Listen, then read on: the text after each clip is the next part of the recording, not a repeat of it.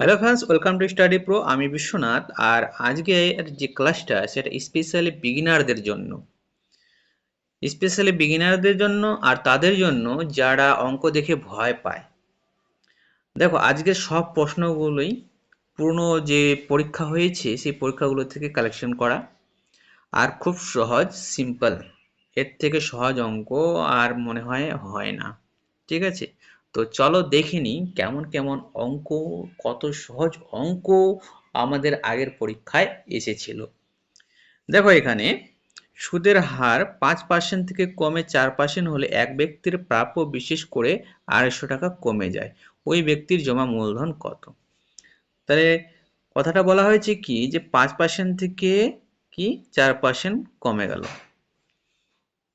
ঠিক আছে, 5% থেকে 4% কমে গেল। তাহলে কত পার্সেন্ট কমলো? 1% কমলো। তাহলে 1% সমান সমান যদি 250 টাকা হয়, তাহলে 100% কত হবে? 100% কত হবে? ডাবল জিরো লাগলো, তার মানে 250-র সাথে ডাবল জিরো লাগবে। ঠিক আছে, তাহলে 25,000, 25,000, অপশন বি সঠিক উত্তর।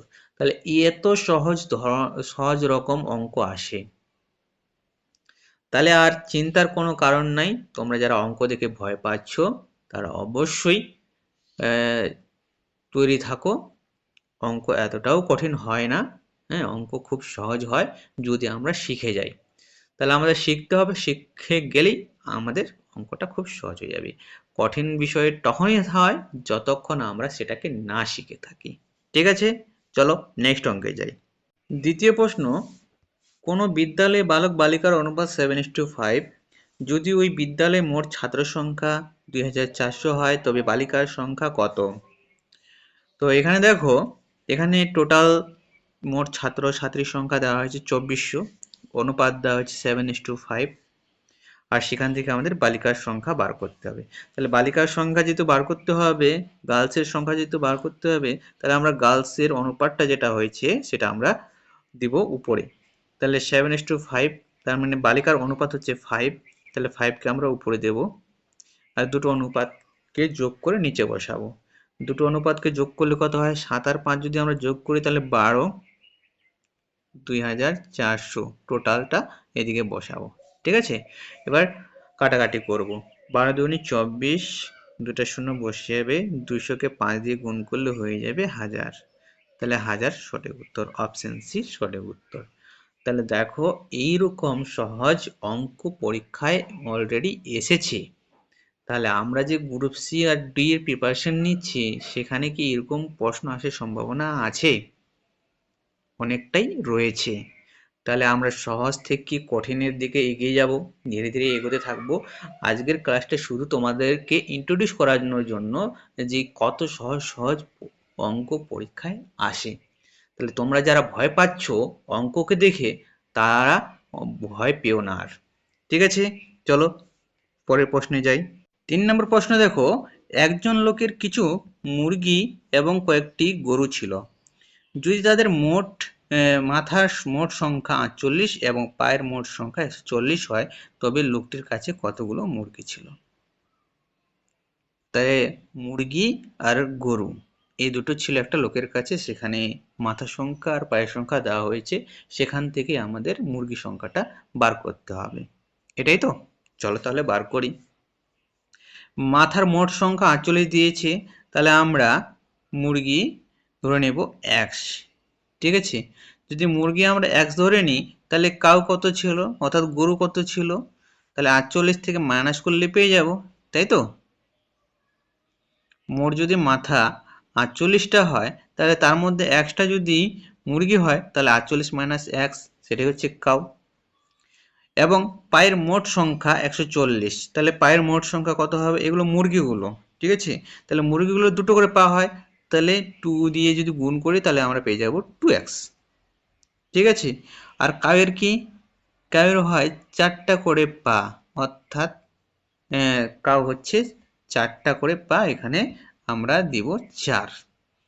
তাহলে 4 দিয়ে যদি আমরা গুণ করি তাহলে কতগুলো পা হয়ে যাবে? 48কে 4 দিয়ে গুণ করলে 4 8 32, 2 হাতে গেল 3, 4 4 16, 3 19। ঠিক আছে, 192 মাইনাস 4x, এটা হয়ে গেল কিসের? এটা হলো কাউয়ের পা। তাহলে এই পা আর এই পা মানে মুরগির পা আর কাউয়ের পা মিলে কতগুলো হয়? 140টা হয়। তাহলে আমরা ইকুয়েশন সাজিয়ে নিলে পেয়ে যাব। তাহলে এবার ইকুয়েশন সাজিয়ে নিই।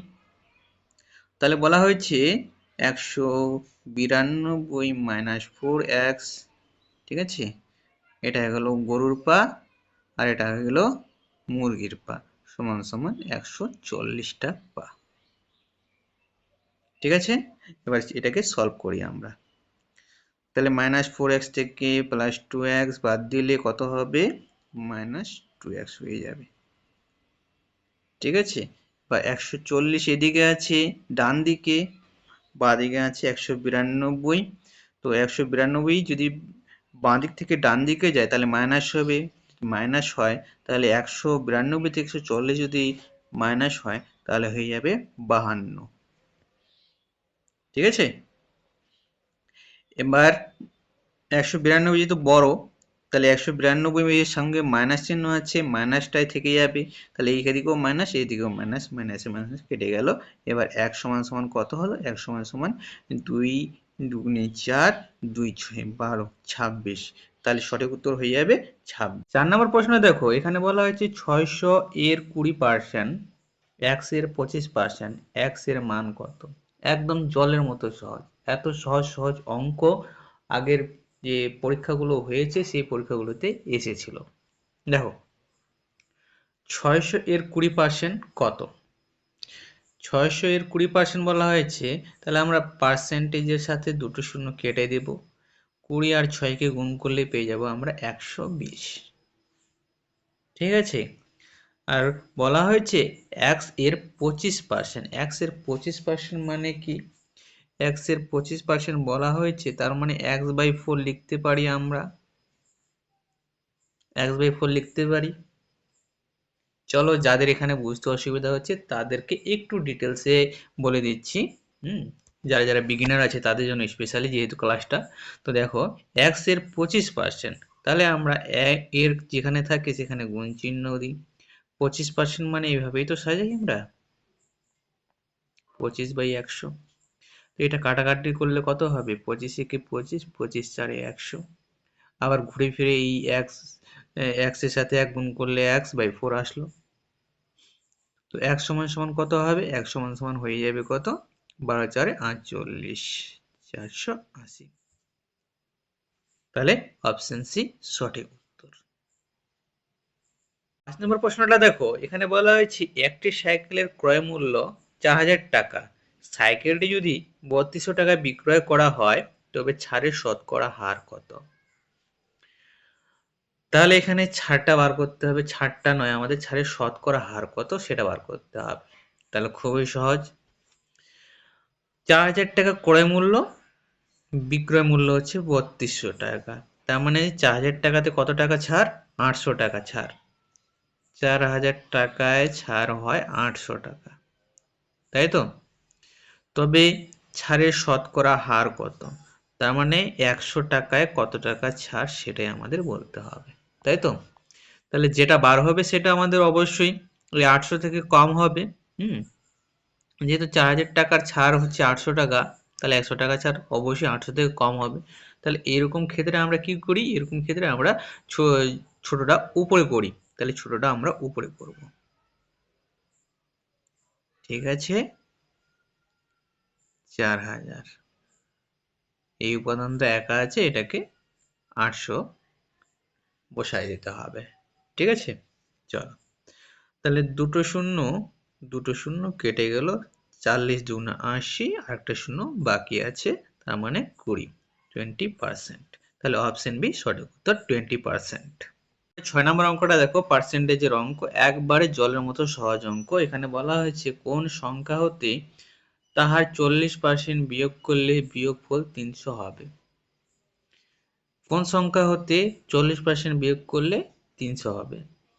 তাহলে 40% যদি বিয়োগ করা হয় তাহলে 60% যদি সমান সমান 300 হয়, 60% যদি সমান সমান 300 হয়, তাহলে 10% কত? 6 দিয়ে ভাগ করতে হয়। তাহলে 6 দিয়ে ভাগ করলে পেয়ে যাব আমরা 50। ঠিক আছে, 10% যদি 50 হয় তাহলে 100% কত হবে? 100% হয়ে যাবে 500। তাহলে অপশন এ সঠিক উত্তর। দেখো এই রকম অঙ্ক এসেছিল, ঠিক আছে? আমরা তো এরকম অঙ্ক করব না, হ্যাঁ? প্র্যাকটিস তো একটু হার্ড লেভেলে করবো, এত সহজ অঙ্ক তো আর প্র্যাকটিস করা যায় না। শুধু এটা ইন্ট্রোডাকশন ক্লাস, হ্যাঁ? যে এরকমও অঙ্ক এসেছিল, আর বিগিনারদের জন্য স্পেশালি, তারা যাতে মোটিভেট হয় সেই জন্য। তারপর 7 নম্বর অঙ্কটা দেখো, এখানে বলা হয়েছে যদি A:B 3:4 হয় এবং B:C 6:5 হয়, তবে A:C সমান কত? এরকম অঙ্ক আমরা ছোটবেলায় ক্লাস 6-7 করেছি। তোমরা যারা অনেকদিন থেকে বই খুলেওনি, হ্যাঁ, তারা হয়তো ভুলে গেছো। একবার আমি যদি দেখিয়ে দিই তাহলে তো আমাদের মনে থেকে যাবে। যেহেতু ক্লাসটা বিগিনারদের জন্য, তো আমি অবশ্যই দেখিয়ে দেবো। তো এরকম করে আমরা পাশাপাশি সাজিয়ে নেব A/B, এটা করে সাজিয়ে নেব ইন্টু B/C, ঠিক আছে? সমান এদিকে যেমনভাবে আমরা সাজালাম ঠিক ডান দিকে আমরা তেমন করেই সাজাবো, ঠিক আছে? H2B কত হয়েছে? 3/4 ইন্টু B/C কত হয়েছে? 6/5। তাহলে B এ কেটে যাবে, এইখানেও কাটাকাটি হবে, 2 দুগুনি 4, 2 3 6, ঠিক আছে? তাহলে থাকলো কি A আর C। তাহলে A:C কত হবে? A:C 3 3 9, ঠিক আছে? নিচেরটা হবে C 2 5 10, তাহলে 9:10। তাহলে সঠিক উত্তর হচ্ছে অপশন এ 9:10, ঠিক আছে? এক তো এভাবে করা যায়, আর একটা নিয়ম আছে করার, সেটা আমি তোমাদেরকে দেখিয়ে দিচ্ছি। এভাবে আমরা ছোটবেলায় করেছিলাম, অনেকেরই হয়তো মনে পড়ে গেল। তো চলো আরেকটা নিয়ম শিখি। আমাদের এভাবে সাজিয়ে নিতে হবে A/B/C, ঠিক আছে? এবার A:B রয়েছে, তাহলে আমরা সেরকমই সাজিয়ে নেব। কত? 3/4। আর এটা কি রয়েছে? B:6, B এর লাইনে থাকবে 6 আর এদিকে থাকবে 5। আচ্ছা দেখো, এখানে B 4 হয়েছে, এখানে আবার 6 হয়েছে। আমাদের যেটা মিলবে, ঠিক আছে, মানে উপরের সারিতে আর নিচের সারিতে যেটা মিলবে সেটাকে আমাদের এক করতে হবে, ঠিক আছে? তাহলে বলো তো কিভাবে এক করা যাবে? এই যে দেখতে পাচ্ছ A:B, A:B সমান 3:4 যেটা ছিল আর কি, এইটা অনুপাতকে আমরা গুণ করব কত দিয়ে? 6 দিয়ে। আর নিচেরটাকে কি গুণ করব? B/C টাকে আমরা করব 4 দিয়ে গুণ, ঠিক আছে? 6:5 কে আমরা 4 দিয়ে গুণ করব, ঠিক আছে? তারপরে সমান হয়ে যাবে। তাহলে এটাকে যেহেতু আমরা 6 দিয়ে গুণ করব, 6 দিয়ে গুণ করলে কত পাই? 6 3 18, তাহলে এটা হয়ে যাবে 18। তাহলে আমাদের আর ওটার দরকার নেই, এখানে আমরা 18 বসাবো। আর এটা কত হয়ে যাবে? 6 4 24, তাহলে এখানে আমরা 24 বসিয়ে দেব, ঠিক আছে? আর নিচেরটা আমরা কত? নিচেরটা আমরা 4 দিয়ে গুণ করব, ঠিক আছে? নিচেরটা আমরা 4 দিয়ে গুণ করব। এবার 4 দিয়ে যদি গুণ করি, 4 দিয়ে যদি আমরা গুণ করি তাহলে কত পাবো? 4 5 20, এখানে সেটা হয়ে যাবে 20, আর এখানে কত হবে? 6 4 24। এই যে ফাঁকা জায়গাগুলো থেকে এলো, ঠিক আছে? এগুলো মুছে দিচ্ছি আমি। এই যে এখানে ফাঁকা জায়গা থেকে এলো, এখানে ফাঁকা জায়গা থেকে এলো, এখানে কি করব আমরা? এই যে উপরে যেটা আছে, ঠিক আছে, সেটাই আমরা বসিয়ে দেব। এখানে হয়ে যাবে 18, আর এখানে কত হবে? এখানে হয়ে যাবে 20, ঠিক আছে? তাহলে আমাদের কি চাই? আমাদের এ আর সি চাই। তাহলে আমাদের এ আর সি চাই। তাহলে ABC হোক বা AB হোক, হ্যাঁ, বা BC হোক, আমরা এখান থেকে পেয়ে যাব, সবই পেয়ে যাব। তাহলে আমাদের এ হচ্ছে 18, A:C, এ হচ্ছে 18, আর সি কত? সি হচ্ছে 20। তাহলে এটাকে যদি আমরা কাটাকাটি করি, 2 9 18, 2 10 20, তাহলে 9:10, তাহলে এই নিয়মে করলে ওটাই উত্তর আসবে আর ওই নিয়মে করলে ওটাই উত্তর আসবে। তাহলে তোমাদের যেটা সুবিধা হবে তোমরা সেটা করবে, ঠিক আছে। 8 নম্বর অঙ্কটা দেখো, এখানে বলা হয়েছে কোনো দ্রব্যের বিক্রয় মূল্য 616 টাকা হলে 12% লাভ হয়, ওই দ্রব্যটি 462 টাকা বিক্রয় করলে কত টাকা ক্ষতি হবে। প্রথম দেখা হয়তো তোমাদেরকে কঠিন মনে হচ্ছে, কিন্তু আসলে এটা কঠিন নয়। চলো, যেহেতু ক্লাসের শেষের দিকে আসছি, আর 1-2টা অঙ্ক হবে, তো একটু কঠিন হয়ে যাক, ধীরে ধীরে লেভেলটা আমরা আপ করব। তাহলে 616 টাকায় যখন বিক্রি করা হয় তখন 12% লাভ হয়। এখান থেকে আমরা ক্রয় মূল্য পাবো কি পাবো না? অবশ্যই পাবো। লাভ দিয়েছে, বিক্রয় মূল্য দিয়েছে, তাহলে আমরা এখানে ক্রয় মূল্য পেয়ে যাব। কি করে পাবো? ধরে নিই আমরা যে জিনিসটার দাম হচ্ছে এক্স, ঠিক আছে, দ্রব্যের দাম হচ্ছে এক্স, লাভ কত করেছে? 12%। 12% লাভে যখন বিক্রি করি তখন বিক্রয় মূল্য হয়ে যায় 616 টাকা, ঠিক আছে। তাহলে 12% কত হবে? এক্স ইন্টু 12/100, ঠিক আছে। এখানে বুঝতে পেরেছো? এটা হচ্ছে দ্রব্যের দাম, এটা হচ্ছে কি, এটা প্রফিট। তাহলে এটা হচ্ছে ক্রয় মূল্য আর এটা হচ্ছে লাভ। ক্রয় মূল্য আর লাভ যোগ করে দিলে আমরা পেয়ে যাই বিক্রয় মূল্য, আর বিক্রয় মূল্য হচ্ছে এখানে 616 টাকা, ঠিক আছে। এইভাবে আমরা ইকুয়েশন সাজিয়ে নিলাম। এবার এটাকে সমাধান করলে কি পাবো আমরা? এক্স প্লাস 4×3=12, 4×25=100, তাহলে 3x/25 সমান সমান 616, ঠিক আছে। এটাকে যদি আমরা সমাধান করি, ঠিক আছে, এটাকে গোটাকে যদি আমরা সমাধান করি তাহলে 28x/25 = 616 পাবো। এখান থেকে এখানে বোঝা গেছে, অনেকেই হয়তো বুঝে গেছো, যারা বোঝো নাই তাদেরকে দেখিয়ে দিচ্ছি আমি। এটা আমরা কি করব, এখানে আমরা এইভাবে করি, ভগ্নাংশের যোগ 25, তাহলে 25 সাথে এক্স যদি গুণ করি তাহলে আমরা 25x পাবো, ঠিক আছে, প্লাস এদিকে কত হয়ে যাবে, এদিকে 3x, তাহলে 25x প্লাস 3x সমান সমান 28x/25। তাহলে আমরা যখন পরীক্ষায় করব তখন এটা স্কিপ করে যাব, ঠিক আছে, এটা স্টেপ আমরা করব না, ঠিক আছে, তাতে আমাদের সময় নষ্ট হবে। এবার এক সমান সমান কত হবে? এক সমান সমান 616, বাঁ দিক থেকে ডান দিক গেলে কি হয়, উল্টে যায়, ঠিক আছে, 25 নিচে আছে, 25 উপরে চলে যাবে, ঠিক আছে, আর 28 নিচে চলে আসবে, 28 নিচে চলে আসবে। এবার কাটাকাটি করলে আমরা কত পাবো? 4 7 28,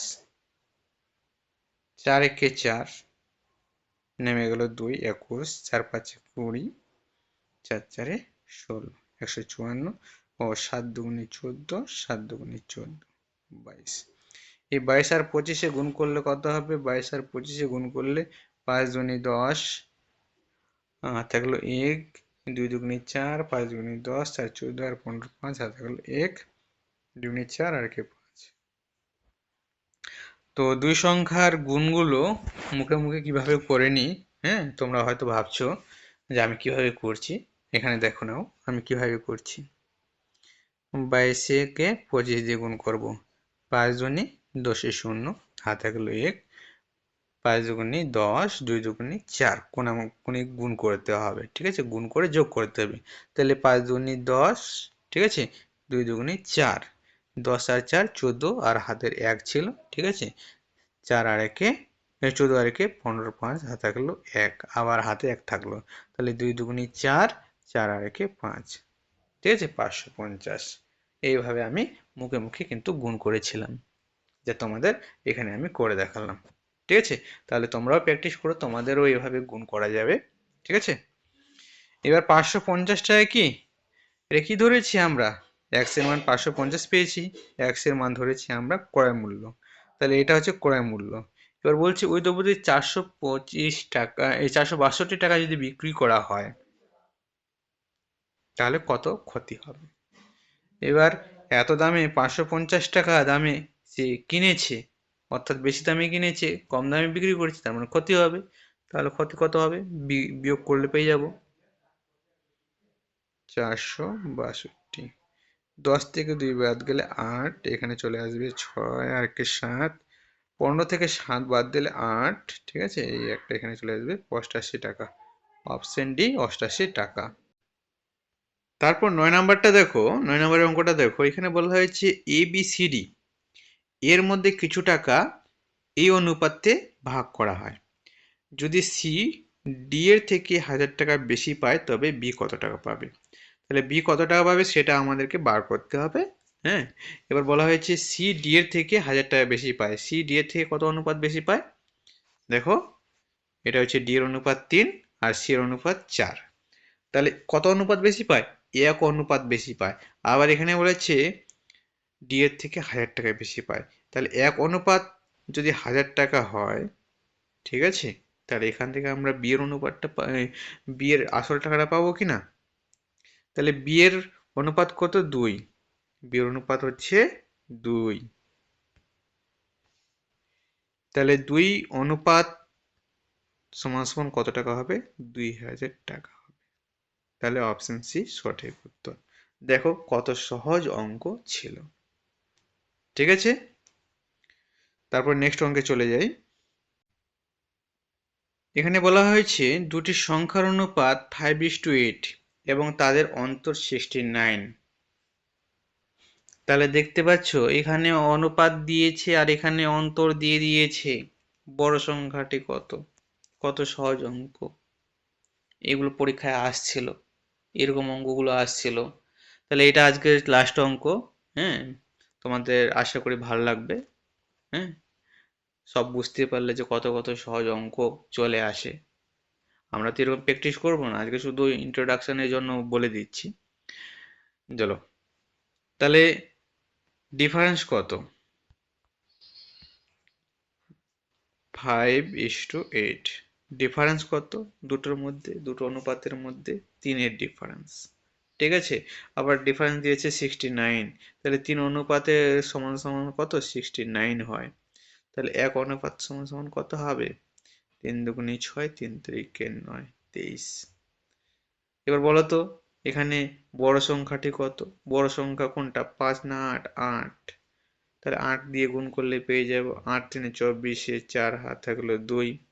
ঠিক আছে, 8 3 24, 4 হাত থাকলো 2। 8 দুগুণে 16, 16 আর 2 18, 184। তাহলে অপশন সি সঠিক উত্তর, 184। আশা করি তোমাদের ভালো লাগলো অঙ্কগুলো দেখে। কত সহজ সহজ অঙ্ক আসছিল। আমরা আরো প্র্যাকটিস করতে থাকবো। ধীরে ধীরে আমরা আপ লেভেলে যাব। হুট করে আমি একবারে কঠিন লেভেলে নিয়ে যাব না। এইভাবে আমরা ধীরে ধীরে এগোতে থাকবো। ঠিক আছে, তাহলে আজকের জন্য এখানেই। বাই।